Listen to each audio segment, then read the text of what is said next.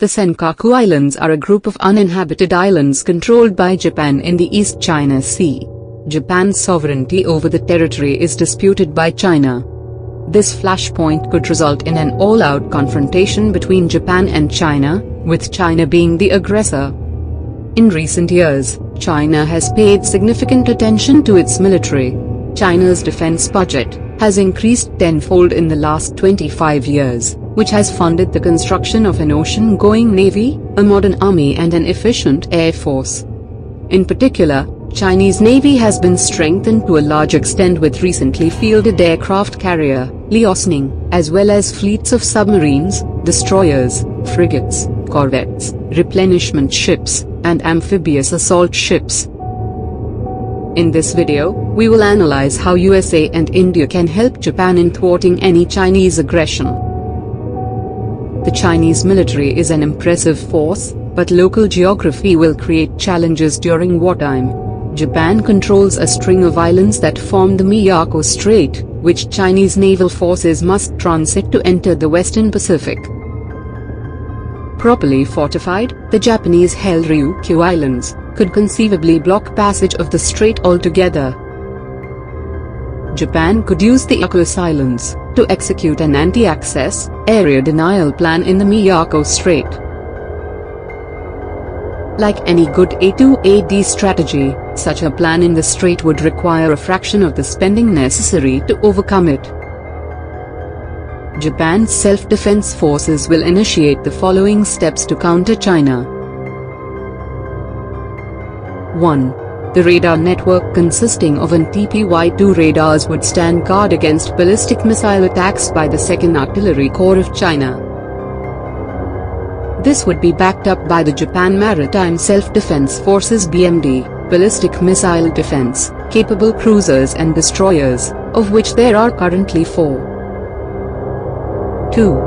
Patriot PAC-2 and PAC-3 interceptors would provide point defense against aircraft and ballistic missiles respectively. 3. Japan's fleet of 16 submarines is in the process of being increased to 22. They will be the most effective active defense. The submarine fleet, composed of the newer Soyu and older Oyashio-class diesel-electric submarines, is one of the most professional and technologically advanced in the world. This would pit Japan's strength in submarine warfare against Chinese weaknesses in anti-submarine warfare. 4. Operating from Okinawa and Kyushu, Japan's fleet of E-767 and E-2D early warning aircraft would detect enemy fighters and direct the air battle. F-15J fighters would be vectored to intercept Chinese fighters. The F-15Js would also be tasked with destroying China's airborne early warning and tanker aircrafts. 5. Japan has several batteries of Type 88 missiles, which mount 6 missiles per transporter truck.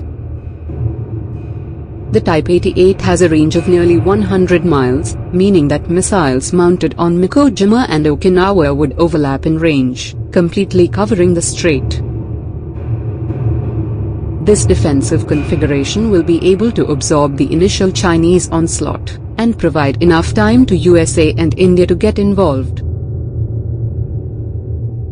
USA is bound by the Treaty of Mutual Cooperation and Security to help Japan.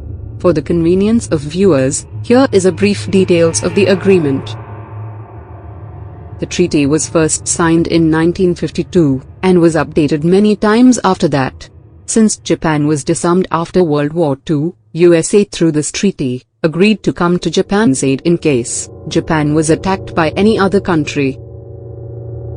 Under the treaty, both parties assumed an obligation to maintain and develop their capacities to resist armed attack in common, and to assist each other in case of military attack on territories under Japanese administration. To support that requirement, it provided for the continued presence of U.S. military bases in Japan. The United States Forces Japan, USFJ, is an active subordinate unified command of the United States Pacific Command, USPACOM. USFJ will swing into action and initiate encrypted communication to activate the security protocol. This will set rolling the following. 1. The Pentagon has designed a new strategy for the 21st century, called air-sea battle, a concept that combines air and naval forces to punch through the increasingly formidable defenses of nations like China. 2. An important part of air-sea battle calls for the military to operate from small, bare-bone bases in the Pacific, so that its forces can disperse to in case their main bases are targeted by Chinese ballistic missiles. 3. US will activate its forces in these bases, and send its fighters to defend Japan's airspace.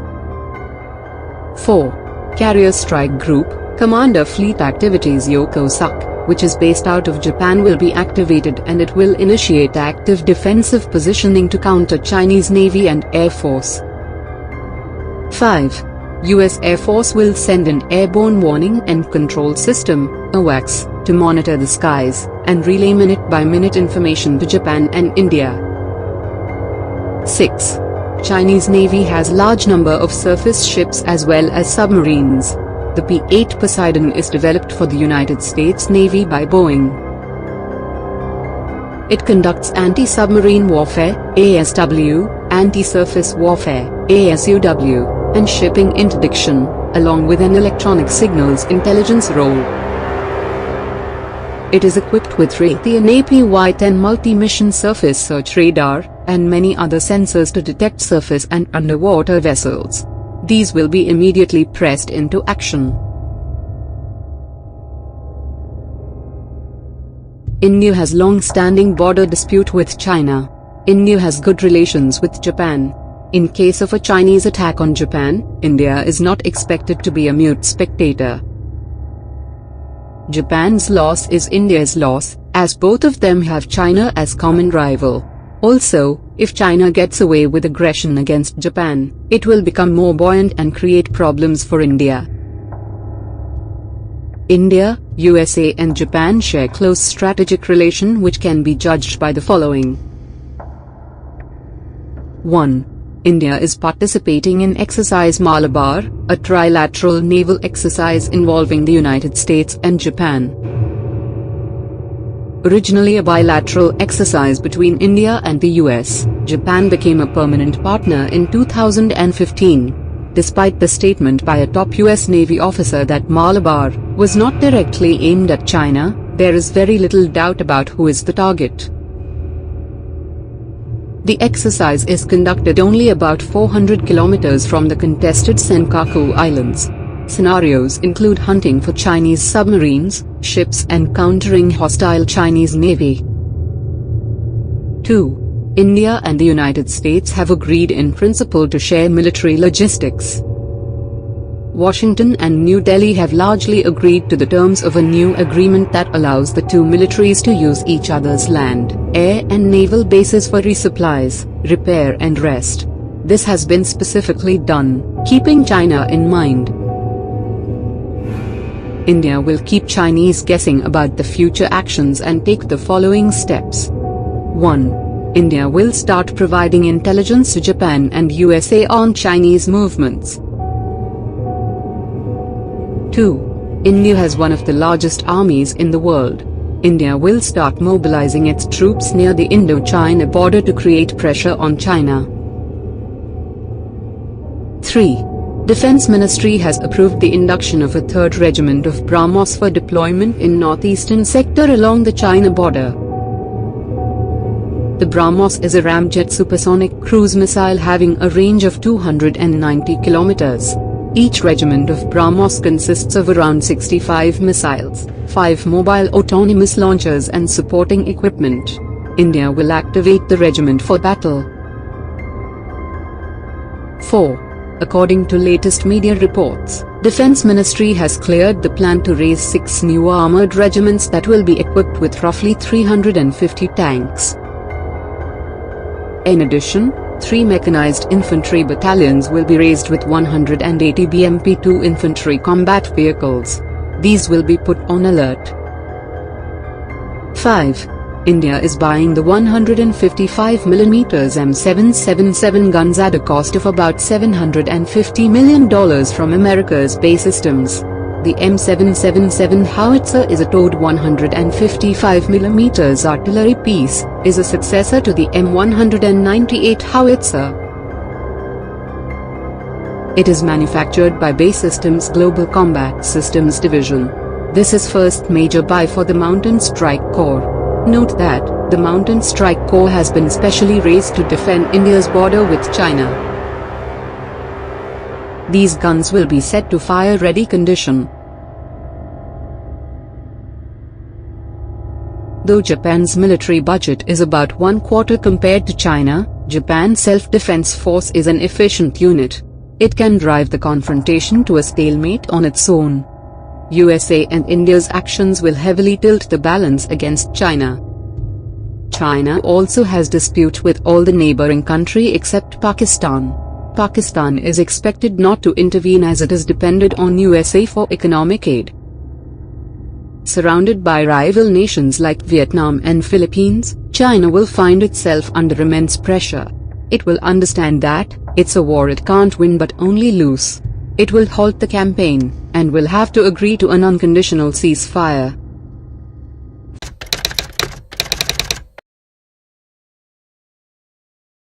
In recent past, China has been very aggressive in its posturing, and has shown intent in expanding its spheres of influence.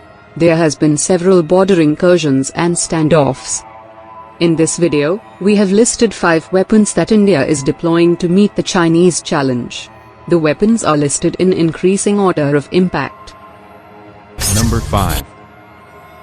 India is buying 145 M777 guns at a cost of about $750 million from America's BAE Systems. The M777 howitzer, a towed 155mm artillery piece, is a successor to the M198 howitzer. It is manufactured by BAE Systems Global Combat Systems Division. Under Make in India initiative, the gun's assembly, integration and testing will be shifted to India. This is first major buy for the Mountain Strike Corps. Note that, the Mountain Strike Corps has been specially raised to defend India's border with China. Artillery pieces don't get much limelight when compared to fighter jets or missiles, but are one of the most effective weapons in large-scale wars. They can obliterate armored regiments or infantry divisions, and can block the enemy from capturing territories. The M777 is designed with weight and size in mind. It is lighter than any other 155mm howitzer, having a weight of only 4,100 kilograms. The lighter weight and smaller size allows the M777 to be transported by the C-17 and C-130J aircrafts, CH-47 helicopter as well as trucks with ease. Number 4. Chinese Navy has large number of surface ships as well as submarines. To counter this, India has acquired 8 P-8I Poseidon, and has approved further purchase of 4 more which will be delivered next year. P-8I is a customized export variant of the P-8A for the Indian Navy. The P-8 Poseidon is developed for the United States Navy by Boeing. It conducts anti-submarine warfare, anti-surface warfare, and shipping interdiction, along with an electronic signals intelligence (ELINT) role. It is equipped with Raytheon APY-10 multi-mission surface search radar, and many other sensors to detect surface and underwater vessels. It carries torpedoes, depth charges, SLAMER missiles, Harpoon anti-ship missiles, and other weapons for offensive intervention. Having a combat radius of 2,222 kilometers, it is ideal for patrolling the vast Indian Ocean region, and neutralizing enemy vessels. Number 3. BrahMos is the only supersonic cruise missile in the world. It is jointly developed by Russia and India. It has a range of 295 kilometers, and travels at speeds of 2.8 to 3 Mach. It can be launched from submarines, ships, aircraft or land. Its speed provides little reaction time to enemy air defenses. Guided by navigation satellites, its own inertial navigation system or independent radars, it can precisely hit its target. India has deployed BrahMos in 3 platforms, which are as follows. 1. Kolkata-class destroyers is equipped with BrahMos, and will be guided by very powerful MF-STARS radar. 2. BrahMos has been fitted and successfully fired from India's frontline fighter, Su-30 Mki. 3. Army is inducting a regiment of land-launched BrahMos in Arunachal Pradesh, along the China border. Chinese do not have a defense against BrahMos. There is only one defense system in the world known to have high chances of defending against BrahMos, that is, Barak 8, which is jointly developed by India and Israel. Number 2. INS Arihant is the lead ship of India's Arihant class of nuclear-powered ballistic missile submarines. The 6,000-ton vessel was built under the Advanced Technology Vessel Project. It is India's first nuclear-powered submarine.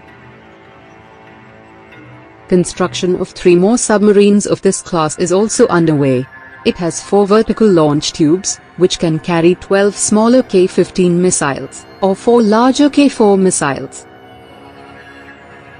K-15 is a nuclear-capable submarine-launched ballistic missile with a range of 700 kilometers. K-4 is an intermediate-range nuclear-capable submarine-launched ballistic missile having an effective range of 3,500 kilometers.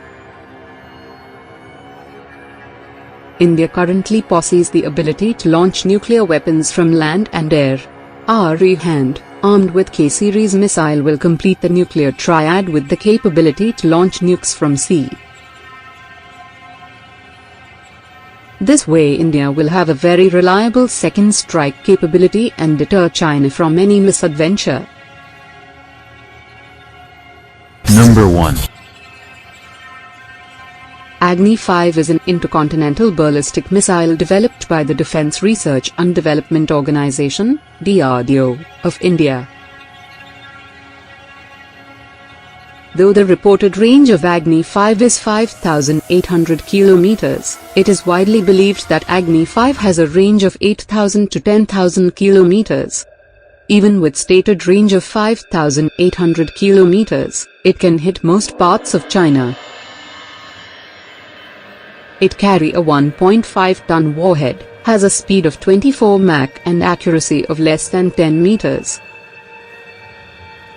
Though exact details are classified, it is widely speculated that Agni-5 feature multiple independently re-entry vehicle (MIRVs), with each missile being capable of carrying 2 to 5 separate nuclear warheads.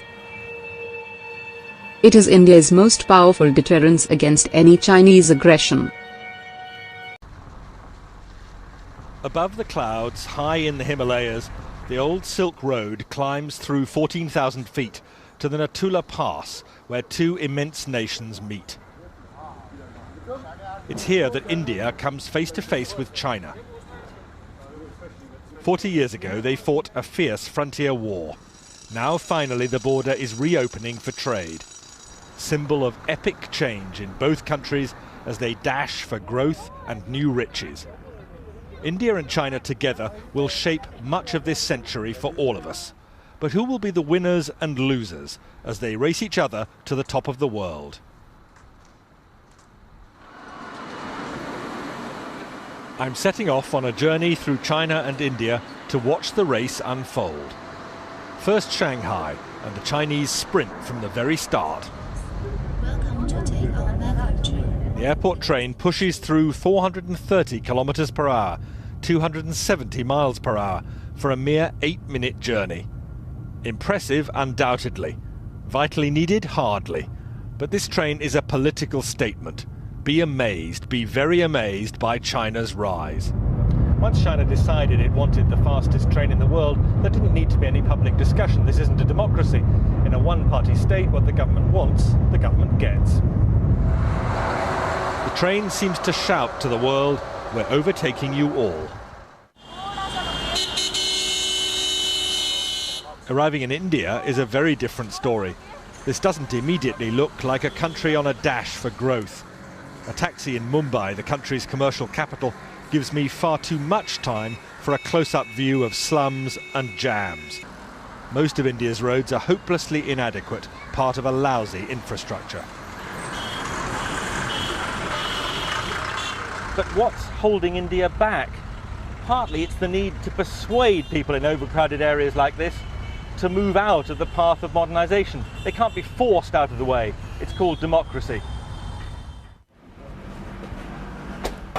But how does it look to those creating the new wealth? Hi.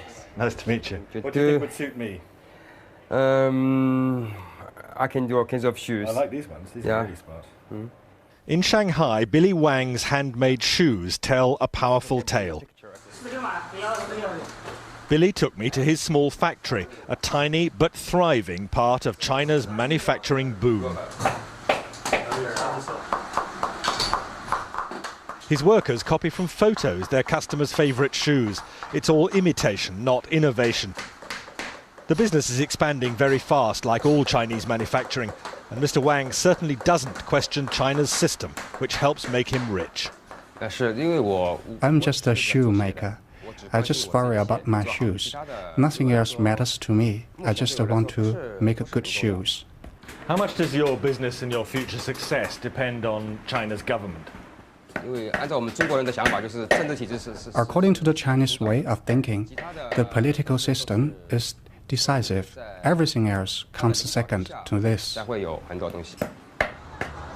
And that's the message big picture China tells you too. In the new Shanghai, with its soaring temples of capitalism, the fast track to wealth has been produced by a rigid political system, communist in name only now. Shanghai's international port is part of national success built on an unwritten deal. Business stays out of politics, especially when the political system delivers so much. The port director told me he's immensely proud of what's been achieved. This area is for refrigerated containers. Over there, those are for hazardous materials. Most of these are for normal dry goods. This whole port was built in 1990. Every year, we're growing by 25%.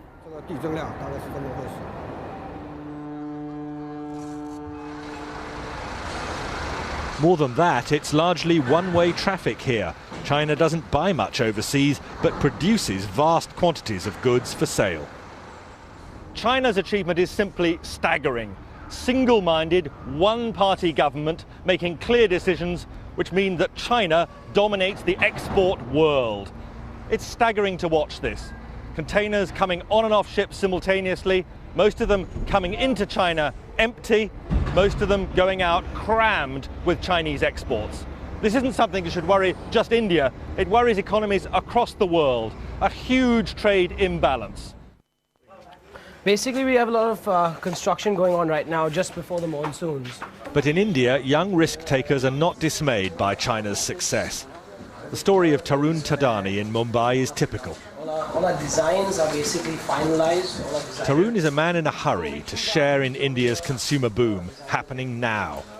Tarun, still only 22, cut short studies in America to create this fashion accessories business. And the emphasis here in his design room, unlike China, is on innovation, not imitation. Here is all our new production. Next door in the workshop, a small team churns out low-cost fashion accessories for eager buyers among India's spreading middle class. Tarun insists India's cheap labour, combined with superior design skills, make a winning formula. We never copy directly. We spend so much time, consistently trying to make new products, new designs, new things out there, finding new trends, just keep developing in new styles. So is this an exciting time to be doing business in India? It's an exciting time because you can see things happening, India is moving very fast, but it's like a boat. But if we can sail or we can even sink. I can't speak for the future, but I can definitely say it is definitely bright. It's a good path, and I think we are on the right track. And big picture India? Well, that stress on skills drives heavy industry too. Here at Mukand Steel, they can't compete with China's bulk, bog-standard production. Instead, they make only high-value specialist steels, meeting Europe's most exacting standards. I'll tell you, life does not get hotter than this. At the heart of a steelworks in India, midsummer, it's almost unbearable. But the Indians are justifiably proud of what they're doing here, not just competing with huge producers like China with a massive output of bulk commodity steel, but here making some of the world's finest high-grade steel, competing with anything that could be produced in other parts of the industrialized world. Most of this steel meets India's enormous demands, but also goes for export. This is an area of heavy industry where India sees opportunities for massive growth over the next 10 or 15 years, and where the Indians are convinced they have a huge edge over China. Outside, away from the intense heat, I hear some fighting talk from the marketing director. India can catch up and then overtake China. And I don't think China can sustain this kind of high growth rate here for next 3 to 5 years. Is India While India's growth rate for last year was 8.5% GDP, the current year has begun with 9.5% in first 2 months. And I think as we go along, we see acceleration of the growth rate as all the industry segments are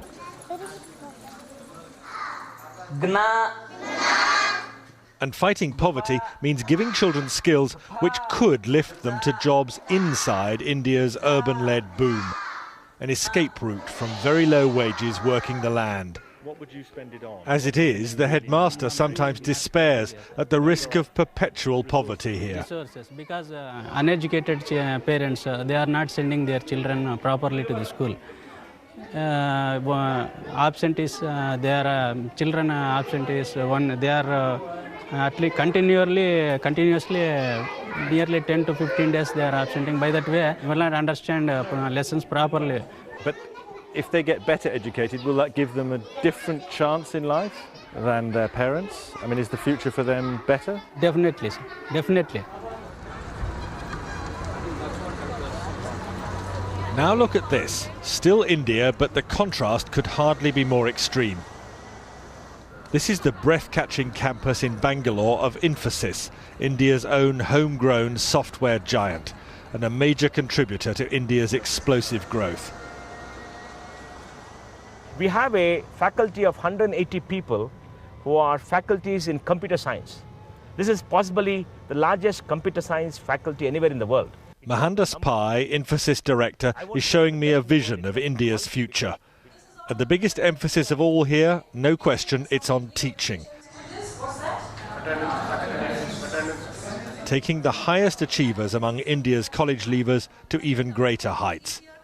They see no limits to the country's future or their own. I want to leave a mark. I'm looking at making a difference somewhere down the line. It's not like everything is already done. So there's so much that's yet to be discovered, that's yet to be tapped. So that way, there's a lot of scope to make a difference. Is this an... Number 5. Since 1970s, lot of progress have been made in SAM, surface-to-air missile, technology. SAMs play a very important role of anti-area/access denial. Any area defended by a modern SAM, like S-400, is very hard to penetrate, even by the most technologically advanced aircrafts. These systems are also economically more viable, as a missile costing $0.2 to $0.8 million can take out a $30 to $50 million plane. To defeat these systems, a new category of air-to-land missile have been developed. They are designated as anti-radiation missile, ARM. They are commonly carried by special aircrafts in seed role. Currently only a handful of countries, like the US, Germany, Russia and Brazil have built this kind of missile. Number 4. All SAM need radars for targeting. ARM are designed to pick up signals or radiations from radars and communication facilities, and then target them, leading to their eventual destruction. The primary purpose of this type of missile is to degrade adversaries' air defenses in the first period of a conflict, in order to increase the chances of survival for the following waves of strike aircraft. They can also be used to quickly shut down unexpected surface-to-air missile sites during an air raid. Number 3. The Defense Research and Development Organization, DRDO, is working on anti-radiation missile, and is named as New Generation Anti-Radiation Missile, NGARM. It is expected that the maiden flight test will be held by the end of 2016. The Indian Air Force would be inducting this missile within 2 years, following the completion of all the developmental trails. The missile is of indigenous development, including its seeker. This seeker is placed in the front end of the missile, and picks up various radio frequencies. Number 2. The missile is a single-stage, solid-fueled system, and will be using dual-pulse propulsion system instead of thrust propulsion. This is the first time DRDO is using a dual-pulse propulsion system. The missile will initially coast by firing the first pulse. The second pulse will be initiated just before interception of the target, that is the terminal phase. The missile has a range of 100 km to 125 km. Number 1. The missile will be mounted on India's frontline air superiority fighter, the Sukhoi Su-30 Mki, and the indigenous multi-role fighter, HAL-LCA. Currently the Air Force equips its Su-30 Mki fighters with the Russian Kh-35 missile, and uses the French Martel anti-radiation missile on its Jaguar and Mirage aircrafts. The Air Force is negotiating to buy AGM-88 missiles from the US, and plans to induct more than 1,500 in the next 5 years. It is expected that once the indigenous missile is developed, it will be used in conjugation with the above-mentioned missiles. Thanks for watching.